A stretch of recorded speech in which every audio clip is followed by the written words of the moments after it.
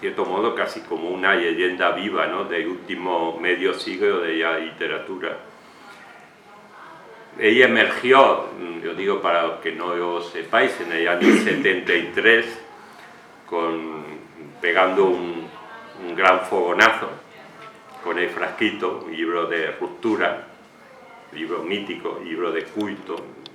Lluís Guzmán es narrador, es autor de una docena de novelas, de libros y cuentos, o quizá más, es ensayista, también con muchos títulos de interés, y sobre todo en estos últimos años ha publicado bastante libros de ensayo: Kafkas, Barthes, Un sujeto incierto, Epitafios, La valija de Frankenstein. Ha sido creador y director de 3 revistas esenciales de la cultura literaria argentina: Conjetural, Sitio y Literal, la primera con Osvaldo Lamborghini, Germán Sánchez, y además es psicoanalista en activo, con 14 o 15 pacientes diarios. Entonces, bueno, tiene tiempo para escribir. Los críticos suelen subrayar como un gran mérito de Lluís que en sus narraciones no deja traducir mucho su faceta psicoanalítica.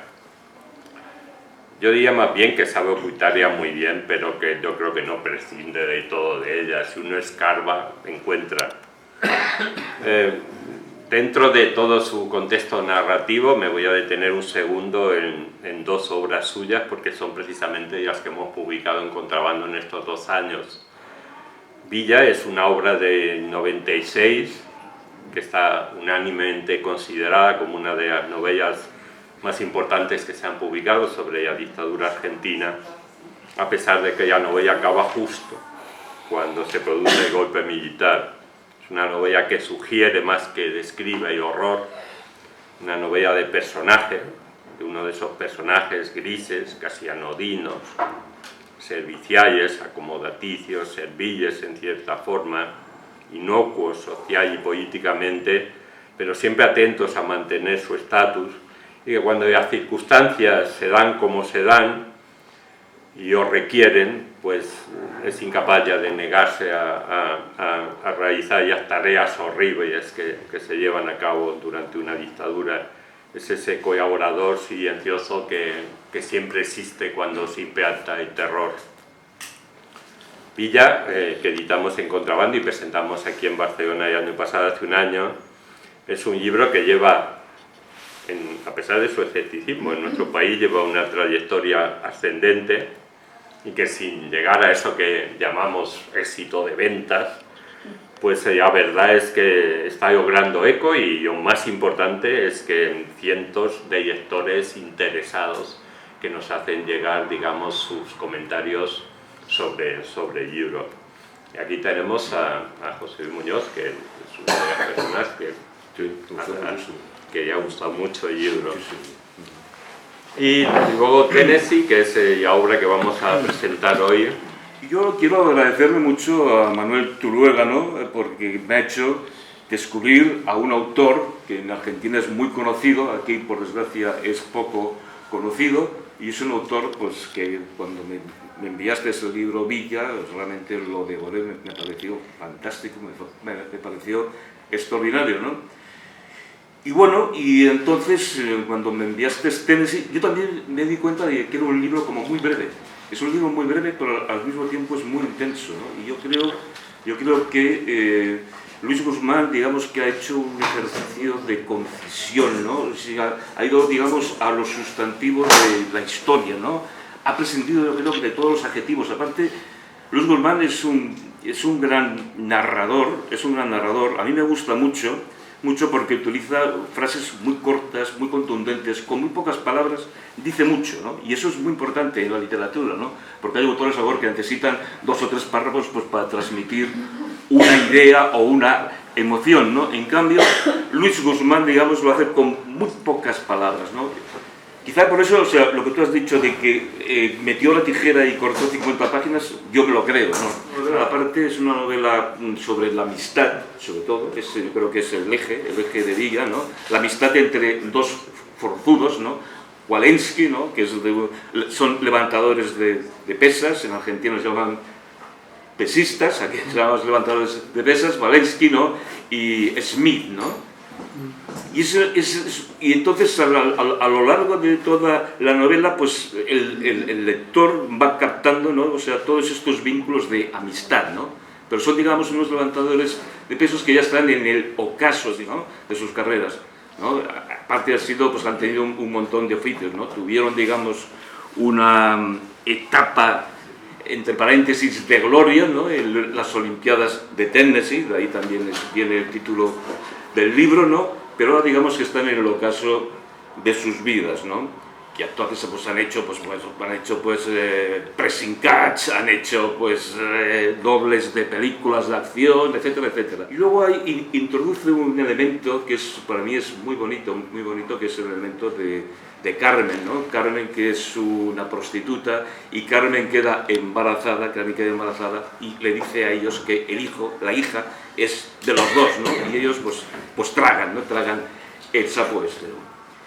Y luego la novela, sin que, digamos, sucedan grandes crímenes, ni haya violencia explícita, ni nada por el estilo, entra dentro de lo que yo denomino que es el género negro, porque yo creo que es una novela de género negro, y no solo por los personajes, ¿no? Porque los personajes son realmente dos tipos de perdedores, ¿no?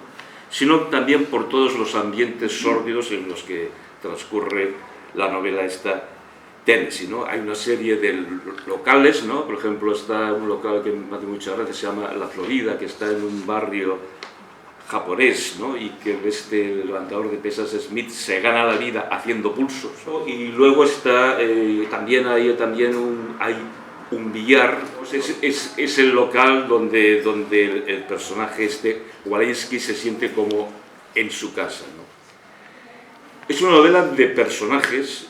Y es extraordinario, digamos, lo bien construidos que están los personajes, ¿no? Y a pesar de que son personajes rudos, ¿no? A mí lo que también, digamos, me fascina de esta novela tan breve y tan contundente, digamos, es la ternura hacia los personajes, hacia todos los personajes que Luis Guzmán consigue transmitir con, digamos, esa parquedad narrativa, ¿no? Uno de los mejores logros, que ya precisamente también estaba en la anterior novela que leí de él, en Villa también había una parquedad narrativa, era también una novela muy elíptica, ¿no? Muy elíptica, entonces con lo cual pues el lector tiene que hacer también un esfuerzo para reconstruir toda esta historia con las pinceladas que nos va dando, ¿no? Bueno, y desde luego yo pues corroboro totalmente las palabras de Manuel, que es un libro pues, que hay que comprarlo y que hay que leerlo. Se vendió muchas ediciones, apareció una editorial absolutamente pequeña. Con esa plata se hizo Segregondi y Retrocede de Osvaldo Lamborghini y se hizo la revista literal.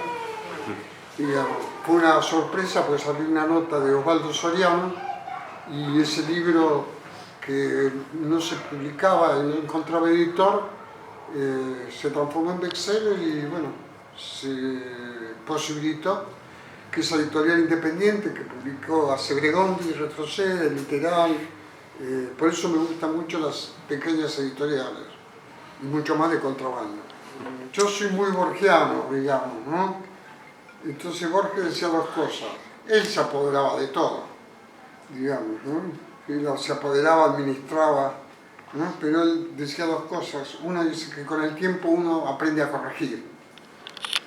Y bueno, entonces uno va poniendo las tijeras, ¿no? Eso por un lado. Y por otro tiene una frase todavía más riesgosa y más impertinente, pero buena, que decía que la amistad era un invento del Río de la Plata. Bueno, él tenía, digamos, evidentemente esas cuestiones. Por supuesto nunca hubiera leído Frasquito porque se hubiera escandalizado, obviamente. Entonces, con el tiempo yo aprendí digamos, tuve que salir del Frasquito, que era un libro muy jugado a la escritura, a tener que pensar en crear personajes.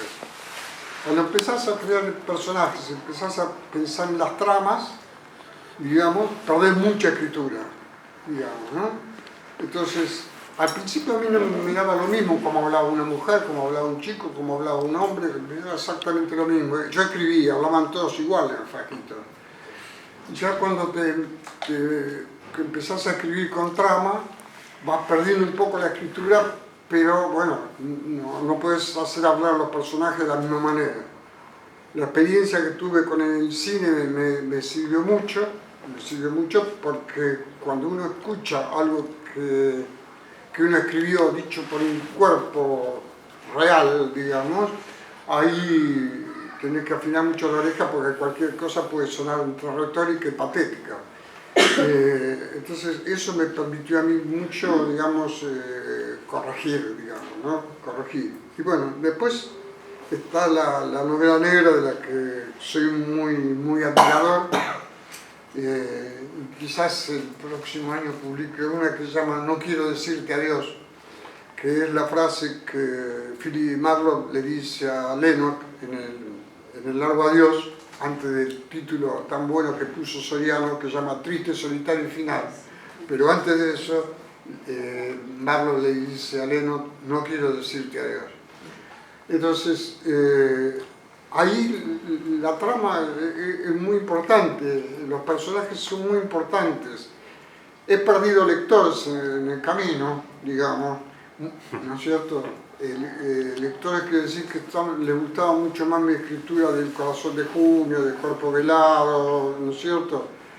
Pero bueno, no era, para mí no era posible ya, y ya no es posible escribir de otra manera, digamos, no hay manera que yo pueda volver atrás, digamos, respecto a recuperar aquella literatura de escritura de vanguardia.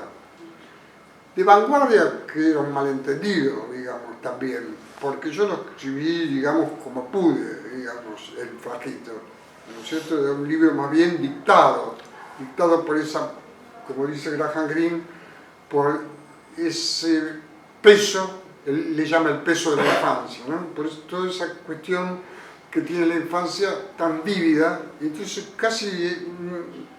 yo casi era un medio, digamos, ¿no? Un medio de la lengua. Y esa quizás es el único libro que no corregí, ¿sí? Y creo que es incorregible y no lo corregiría nunca, porque no tendría ningún sentido, sería otro libro. Y bueno, he perdido lectores más de vanguardia, digamos, más jóvenes, digamos. Yo aparecí muy asociado con Osvaldo Lamborghini, ¿no? Escribíamos historietas para una revista llamada El Tony, en Buenos Aires. Entonces Osvaldo me decía, vos escribís la trama y yo escribo el estilo, ¿no? Y bueno, ¿y qué pasaba? Que yo estaba muy marcado como un escritor de escribir, de escritura. Y los narradores ya me tenían cansado. Entonces dije, bueno, yo también puedo narrar. Y ahí empecé a escribir cuentos. Y no me iba tan mal. Y bueno, y después dije, bueno, también puedo escribir novelas, ¿no es cierto? Pero bueno, la obra de uno, sé que se llama obra, lo que uno hace, te va llevando y te va llevando solo.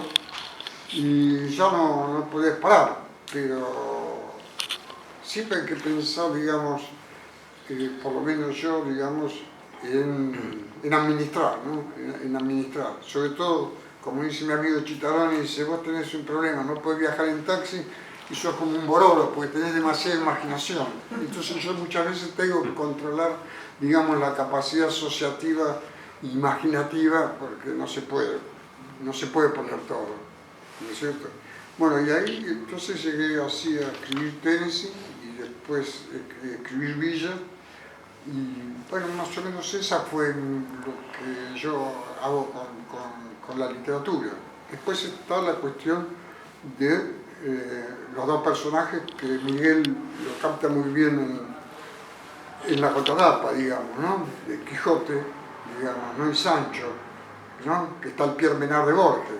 Pero Borges no cita a Kafka, porque Kafka en 1920, mucho antes del Pierre Menard, dice que en realidad el Quijote lo escribió Sancho, y eso no pasa absolutamente, digamos, ¿no? Pero bueno, como dice Miguel ahí, también Bouvard y Pécuchet, digamos, ¿no es cierto? Quiero decir, no hay lo uno sin lo otro, se vuelven inseparables. Quizás los hermanos Corsos sean como el paradigma de eso, ¿no es cierto? Esa especie de hermanos gemelos que se van tan comunicados. Y recordando a mi amigo Piglia, digamos, ¿no? Que él empieza el prólogo al Frasquito diciendo que es una novela policial, y yo decía, ¿qué dice? Y después, con los años, me di cuenta que realmente tenía un poco de razón, digamos, ¿no? Que efectivamente había algo en mí de esto del uno sin el otro, inseparable, porque, bueno, yo nací gemelo y yo sobreviví. Entonces, bueno, algún mito uno crea, o el mito lo crea uno. Y bueno, entonces, evidentemente, me gustan, y por eso le gusta tanto el lado a Dios, porque es cierto que no hay Marlo sin Leno, ¿no? Empieza en la primera página y está en la última, ¿no? Y esa cuestión de a dos, de inseparables, a mí la verdad que me atrae mucho.